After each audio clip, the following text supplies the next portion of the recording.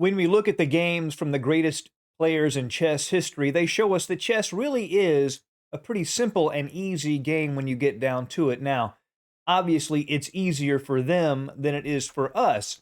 But if we look at their games and try to emulate their play, we can at least get a little bit, I think, of that chess magic for ourselves. And in this game, Alexander Alekhine, the great world champion, uses perhaps the single greatest strategy in all of chess to make the game look very simple. And his opponent, a very strong player, a grandmaster by the name of Giza Maraxi, the player that the famous Maraxi bind pawn structure is named after. It's his opponent, and the game was played in Carlsbad in 1923. So let's jump right in and watch this really brilliant, simple execution of chess excellence and learn from it ourselves. Alekhine begins with the move d4, gaining control of the center. Knight to f6, trying to keep white from playing e4 here. c4 gaining more space. e6, from here black could play a Nimzo Indian or stick with the queen's gambit declined if knight c3, bishop b4 is the Nimzo. Knight to f3 was played instead by Alekhine, and Maraxi plays d5, gaining his share of the center. Knight to c3, putting some pressure on d5, bishop to e7, getting the bishop developed and clearing the way for kingside castling. Bishop to g5, by putting more pressure on the knight at f6, Alekhine increases some of the pressure on d5 and e4. Castles, e3. Now here, Maraxi decides to play a variation that's played this very day called the Lasker variation to the Queen's Gambit declined. And the idea here is black wants to trade pieces to help relieve some of the pressure from white's space advantage. And it begins with the move knight to e4. The idea is he wants to basically trade off the bishop at g5 and the knight at c3 just to free up his position a little bit. Bishop to e7 was played by Alekhine. Queen takes e7. Obviously, the queen is attacked, so he prioritizes capturing the bishop. And now queen to b3 was played. The most common move is queen to c2, which puts a little more pressure on e4, but it actually would transpose to the game anyway. So after queen to b3, black goes ahead and takes on c3, removing those two minor pieces from the board, and again, relieving some of the pressure on his position. Queen c3 and c6. So black has established his formation, which it's like a semi-Slav formation with these three pawns. And the main strategy here for black is usually to just take on d4 and then arrange to play the move c5 to reduce white's space advantage in the center. That's the standard strategy here. The big problem that black has, though, is got to do something about this light-squared bishop. You see it's blocked in by all of these pawns. That's his problem piece. Bishop to d3 is played by Alekhine. Now knight to d7 by Maraxi, and he's really just setting up these traditional ideas we were just talking about.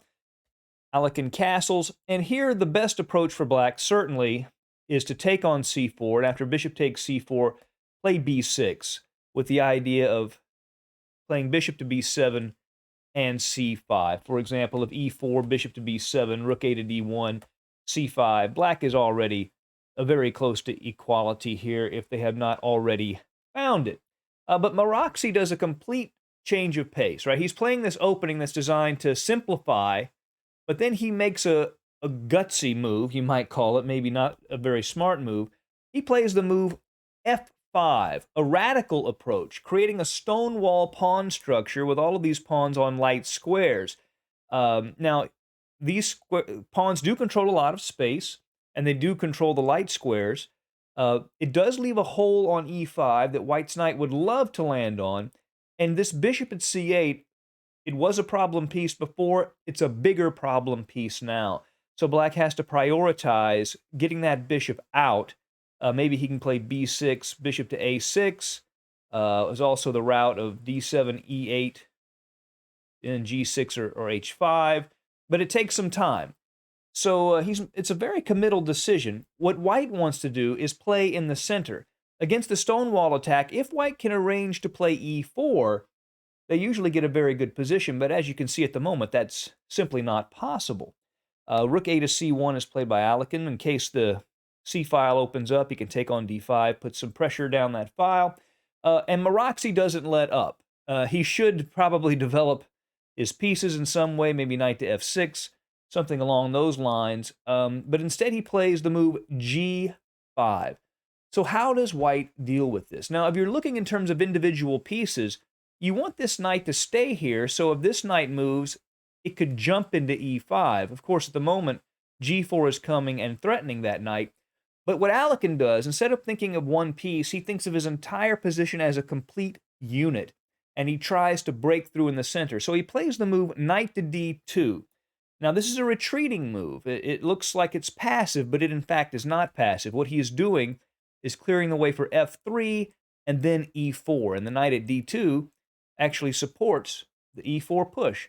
So basically, the old plan that when your opponent attacks on the side of the board, you attack in the center. Notice everything Alekhine does is based on attacking in the center, and that is the simple strategy, this universal strategy that always works, particularly if your opponent is not doing it.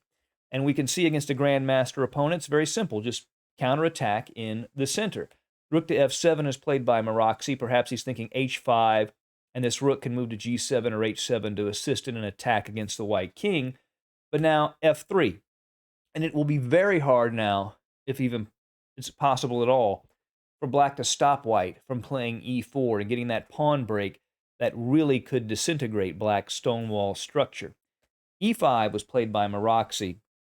He says, well, I'll break in the center first, and at the very least, this bishop at c8 is no longer blocked by the e6 pawn.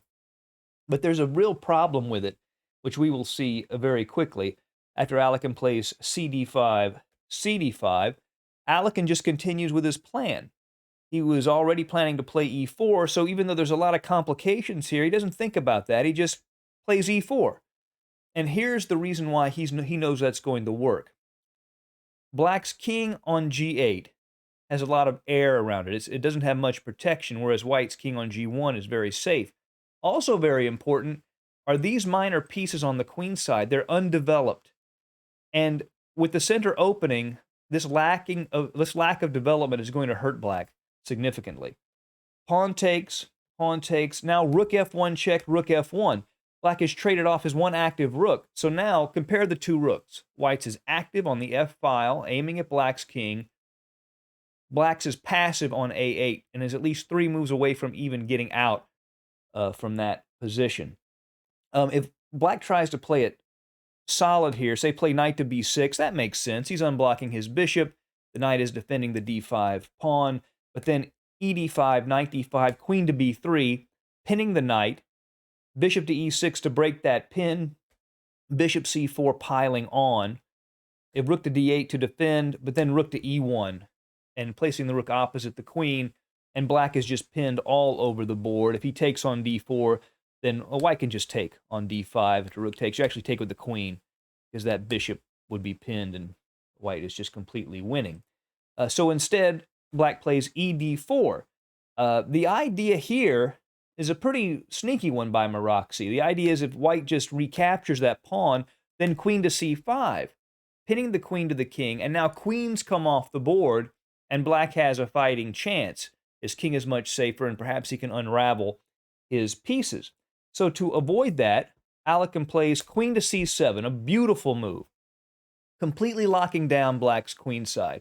The knight is pinned, which means he can't move the bishop, and the rook has to stay at a8.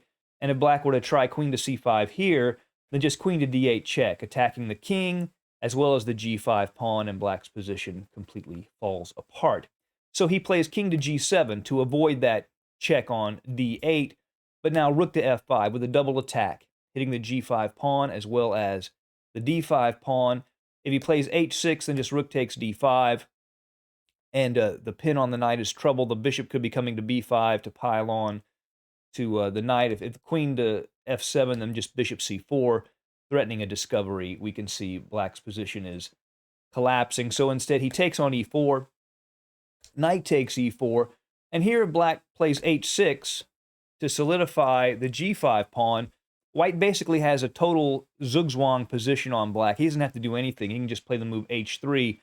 Black can't do anything. Let's say he plays b6, but then knight to d6, hits the bishop, and if queen to e3 check, king to h2, queen takes bishop, then just rook f7 check, king g6, queen d8 with threats of mate coming in on g8 very quickly. A bishop to b7, you just take the knight, and the game would quickly be over. So queen to b4 was played by Maraxi, but now rook to g5 check. And in this position, and mate incoming, black resigned. Let's look at those mates, by the way. If king to f7, bishop to c4 check. He could give up his queen for the bishop, but he still ended up getting mated. King to e8, rook to g8 check.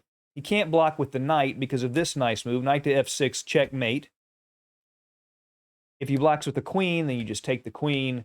Queen d8, king g7, check, and mate on g5. So basically, all Alekhine did in this game was just counterattack through the middle of the board when his opponent got distracted by play on the side of the board, and black's position just collapsed. A very instructive game. I hope you enjoyed it. See you again soon at Chess Dog. Goodbye.